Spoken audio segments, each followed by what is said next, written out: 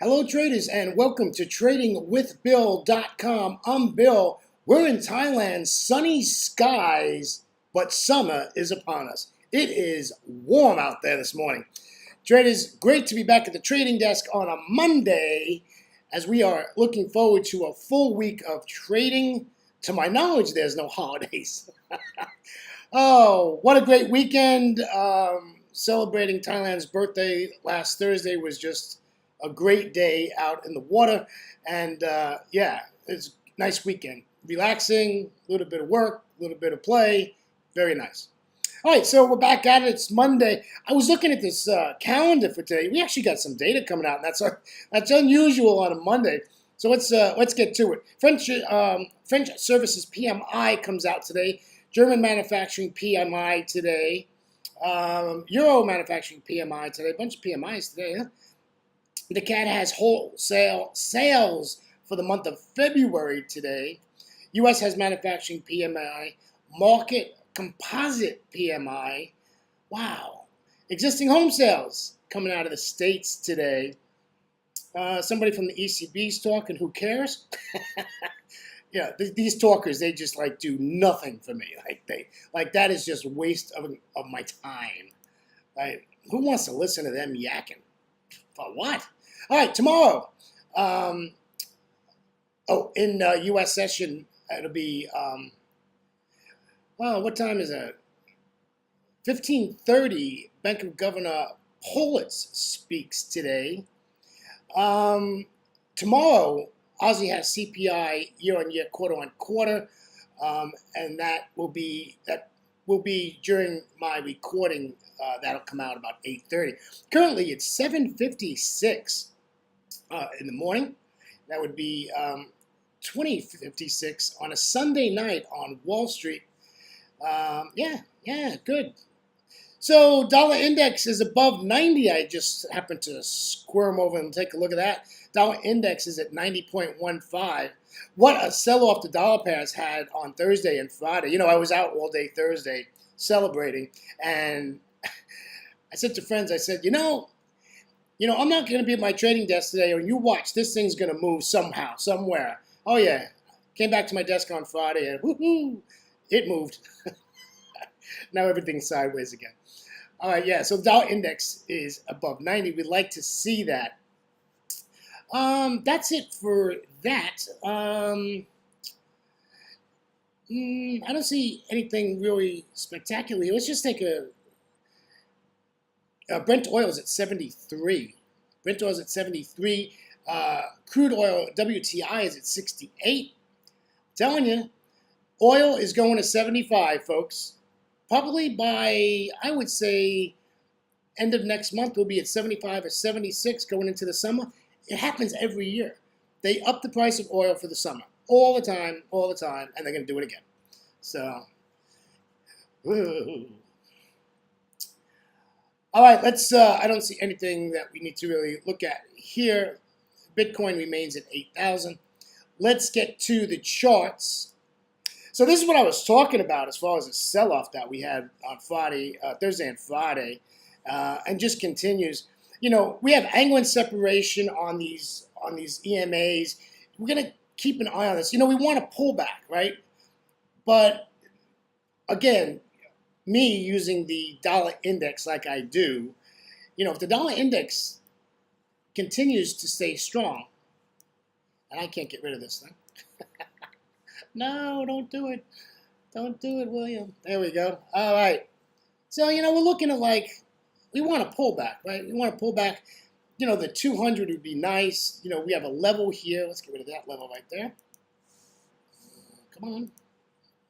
Come on. There you go. Out of there. So we got this level here we're going to watch. Right, this is right at the 200 here, right? Right there. Boom. Yeah. So that looks like a nice spot, right? 200, you got support on the other side. Let it break that support, get below that level, close, maybe give you a retest, and then take it to the downside and continue this motion. You know, we really don't need a fib here. It's pretty obvious what we want. You know, it just might come up to this 55, you know, at 23. And might turn around and whole number, right? Might turn around and just go back up to the upside. So we'll see what happens. And then where it is now, it might hit that 23 and just continue back to the downside. Again, this is not about the euro. This is about the dollar, my friends. Remember that. It's about the dollar. It's not about the euro. Euro has no good news coming out ever. So don't, not in the last 8 months, right? So don't, it's not the euro that's doing it. It's the dollar. It's the weakness and strength of the dollar that's doing this. Let's jump over here and take a look at the Great British Pound USD. So we got our little guys over here. Let's move our guys around so we can see what's going on here. For those of you who would like to counter trend trade, this is not a bad move here. You could see the 10 exponential moving averages pointing to the upside. It's 8 hours. I sort of like that. If you wanted to counter trend trade this, you can do that. Now, we have a nice space in between this 55 and this 200, don't we? That is really a nice wide open space there. I like that. That is really nice. However, I am going to throw a fib tool on here and let's see what we got. So we'll take that high this here. I'll just come on down here, make sure we got 2 to the right, 2 to the left. As always. Yeah, so 618, right? 618 here. There's your 618. Pop it from there. Or it's gonna go back down to this 50% fib. There's really nothing left of the chart. There's not a lot of junk. So, yeah, this looks like this can definitely go back to that 200 and then continue to the downside. I like it. I'll trade either direction. I don't care. I have a bias, and my bias is to short this. But, this clears this 55 and gives me like 2 candles to the upside, like telling me we're going to get some momentum. Maybe that 55 EMA takes a little turn a little bit. Yeah, we'll jump all over this, and we'll take it to the upside for sure, and counter trend trade it. Only because of this wide open space. This just looks like a really nice trade here, folks. Really, really nice. It's a Monday, so we're just really doing our majors today. Let's take a look at the Aussie. Yeah, these dollar pairs just absolutely sold off with that dollar getting strong. Here you go again. All these pairs are looking the same, aren't they? So here we go. Right to that 200. Get rid of that. And we could take this to the downside. Again, you all know I'm a really big fan of Fibonacci levels. They just work. I don't know what to tell you. They just work.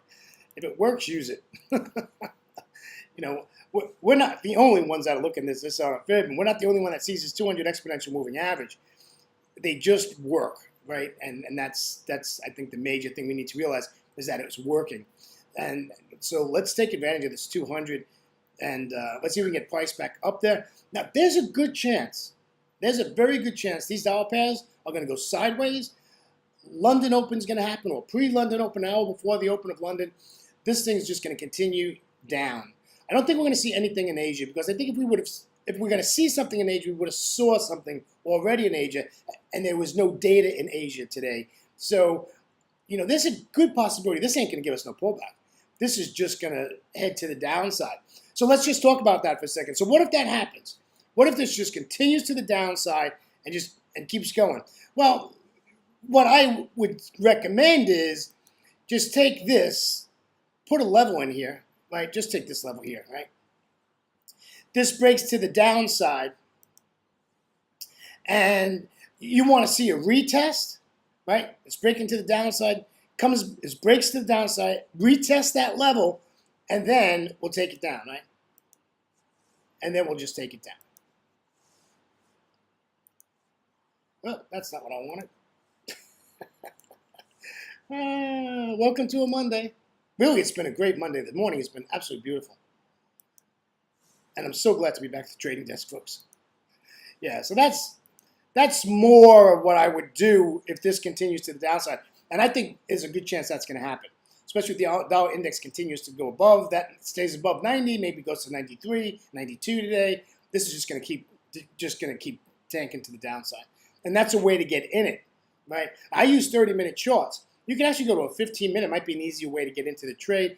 I use a 30. I don't think there's that big of a difference, and I don't mind waiting for my entry. You got to be patient with your entries, right? Let's take a look at the New Zealand.